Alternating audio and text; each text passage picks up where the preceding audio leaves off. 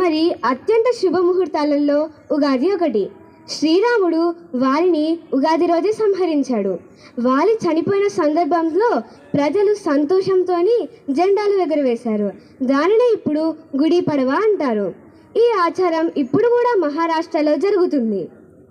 ఉగాది అంటే చెడుపైన మంచి విజయం, వాలి మీద రాముడి విజయం. మరి వాలి ఎలాంటి మనిషి అంటే నాది నాకే నీది కూడా నాకే అనేవాడు. అయితే శాలివాహనుడు అనే ఒక కుమ్మరి బాలుడు మట్టితో కొన్ని బొమ్మలు చేసి దాని మీద నీళ్లు చిలకరిస్తాడు. అయితే ఆ బొమ్మలకు ప్రాణం వచ్చి అవిటితో యుద్ధం చేసి రాజ్యం గెలుచుకుంటాడు. అయితే ఇదొక కథ.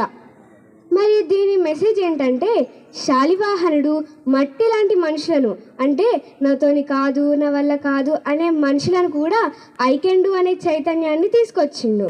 ఇది అప్పటి నుంచే శాలివాహన శకం స్టార్ట్ అయింది.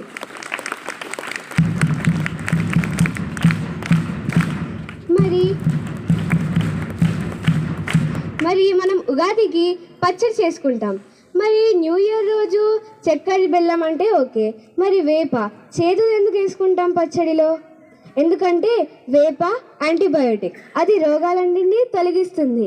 మన ఋషులు చాలా ఆలోచించి మనకి వేప వేసుకోమని చెప్పారు. ఎందుకంటే మన జీవితంలో మొత్తం సుఖాలు ఉండి లాస్ట్కి కష్టం వస్తే మనం తట్టుకోలేము.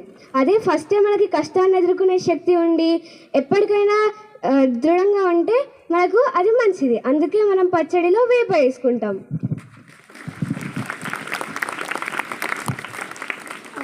సీతమ్మ జాడ వెతికేటప్పుడు కూడా వానరులు సముద్రాన్ని దాటాలి కదా.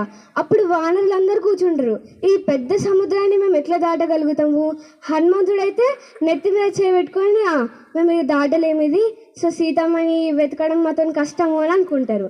మరి జాంబవంతుడు అతను హనుమంతుడు అంటాడు, హనుమ నువ్వు చిన్న ఉన్నప్పుడే సూర్యుడిని మామిడి పండు అనుకొని అంత మీదకి ఎగిరినావు, నీకు ఈ సముద్రం ఒక లెక్కన, నువ్వు ఖచ్చితంగా దాటగలుగుతావు అని జాంబవంతుడు హనుమంతుడి లోపల ఒక గుణాన్ని ఏర్పాటు చేస్తాడు. అప్పుడు హనుమంతుడిగా పెద్దగా అవుతాడు, నా లోపల శక్తి ఉంది కాబట్టి నేను చేస్తా, ఐ కెన్ డూ అని నాన్ స్టాప్ ఫ్లైట్ లాగా ఇక్కడ ఎక్కితే సీతమ్మ దగ్గర ల్యాండ్ అవుతాడు. సో మరి హనుమంతునికి అయితే జాంబవంతుడి అవసరం ఉంది. మన లోపల కూడా భగవంతుడు విశిష్టమైన గుణాలు ఏర్పాటు చేసిండు, దాన్ని బయటకు తీసే వాళ్ళు కావాలి.